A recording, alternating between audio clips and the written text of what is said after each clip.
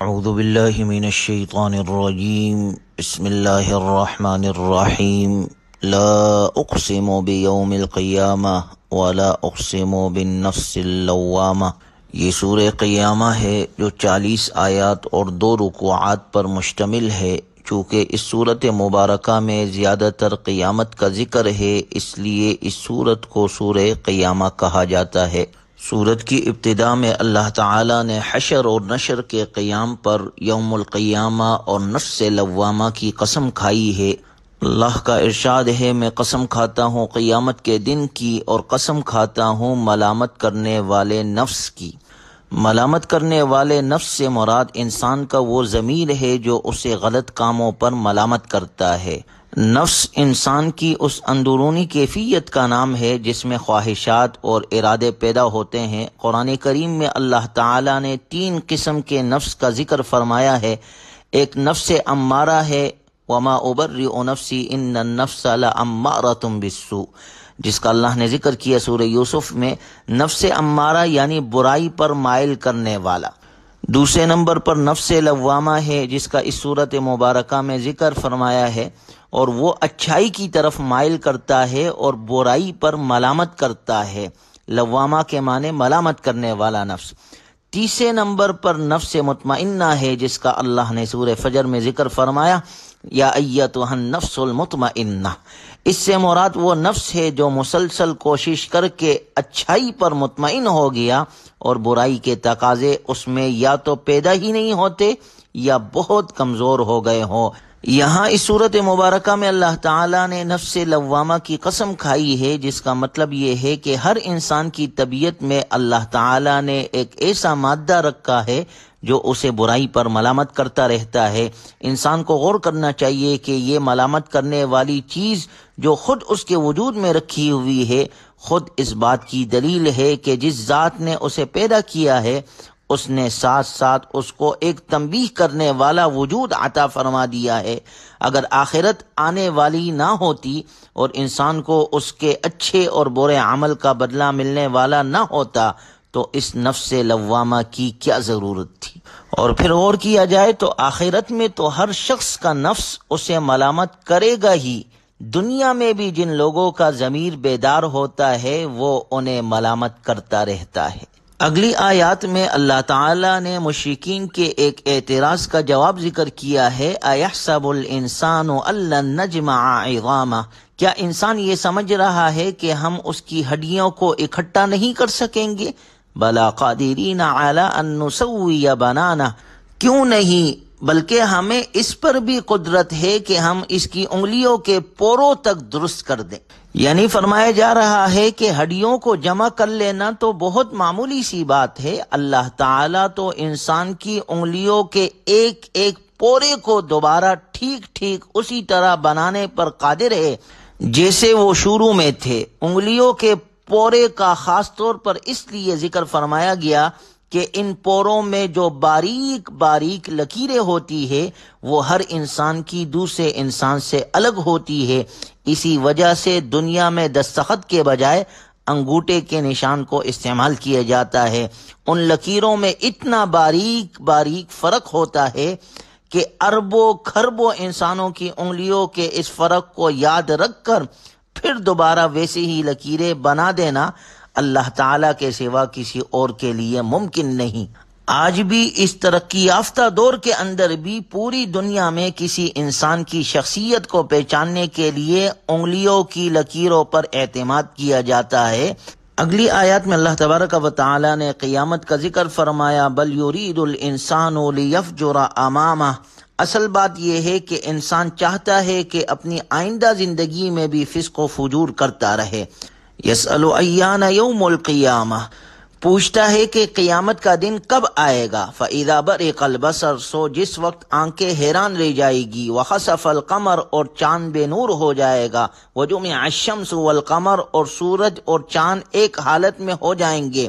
يَقُولُ الْإِنسَانُ يَوْمَئِذٍ أَيْنَ الْمَفَرُ، اس وقت انسان کہے گا کہ کہاں ہے کوئی جگہ جہاں بھاگ کر جاؤں۔ کَلَّا لَا وَزَرَ، نہیں پناہ کی کوئی جگہ نہیں ہوگی۔ الی ربک یومئذ المستقر، اس دن تو ہر ایک کو تمہارے رب ہی کے سامنے جا کر ٹھہرنا پڑے گا. يُنَبَّأُ الْإِنسَانُ يَوْمَئِذٍ بِمَا قَدَّمَ وَأَخَّرَ. اس دن ہر انسان کو جتلا دیا جائے گا کہ اس نے کیا کچھ آگے بھیجا اور کیا کچھ پیچھے چھوڑا، یعنی کون سے کام وہ دنیا میں کر آیا ہے اور وہ اس کے اعمال نامے میں پہنچ چکے ہیں، اور کون سے کام وہ چھوڑ آیا ہے کہ اسے کرنے چاہیے تھے لیکن اس نے نہیں کیے.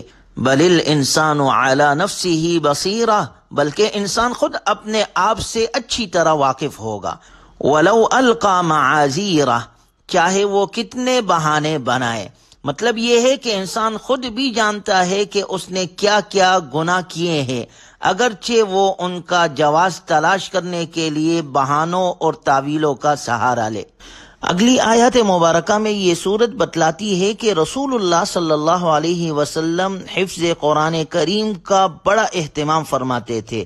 جب حضور صلی اللہ علیہ وسلم پر قرآن کریم نازل ہوتا تو آپ صلی اللہ علیہ وسلم اس کے الفاظ ساتھ ساتھ دہراتے جاتے تھے تاکہ آپ انہیں بھول نہ جائے.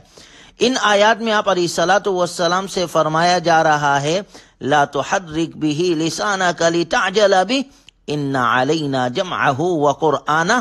اے پیغمبر صلی اللہ علیہ وسلم، آپ اس قرآن کو جلدی جلدی یاد کرنے کے لیے اپنی زبان کو ہلایا نہ کریں.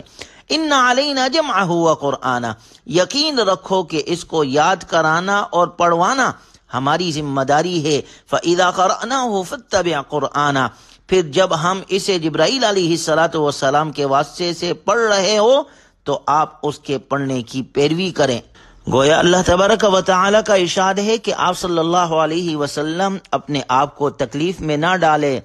میرا یہ وعدہ ہے کہ قرآن کریم میں سے کوئی چیز ضائع نہیں ہوگی. اسے جمع کرنے، محفوظ کرنے، باقی رکھنے اور بیان کرنے کا میں خود ذمہ دار ہوں. یعنی یہ سب ہم آپ کے قلب اطہر میں محفوظ کر دیں گے. اس کے بعد اگلی آیات میں اللہ تعالیٰ نے پھر قیامت کا ذکر فرمایا ہے کہ قیامت میں انسان دو فریقوں میں تقسیم ہو جائیں گے. پہلے نمبر پر فرمایا وجوہ یومئذ ناظرہ، اس دن بہت سے چہرے شاداب ہوں گے. الی ربہا ناظرہ، اپنے رب کی طرف دیکھ رہے ہوں گے. مؤمنوں کو جنت میں اللہ کا دیدار بھی نصیب ہوگا جو جنت کی تمام دوسری نعمتوں سے بڑی نعمت ہوگی. اللہ ہمیں بھی نصیب فرمائے. دوسرے نمبر پر وہ لوگ ہوں گے ووجوہ یومئذ باسرہ، اور بہت سے چہرے اس دن بگڑے ہوئے ہوں گے. تظن ان یفعل بها فاقرہ، سمجھ رہے ہوں گے کہ ان کے ساتھ وہ معاملہ ہوگا جو کمر توڑ دینے والا ہے.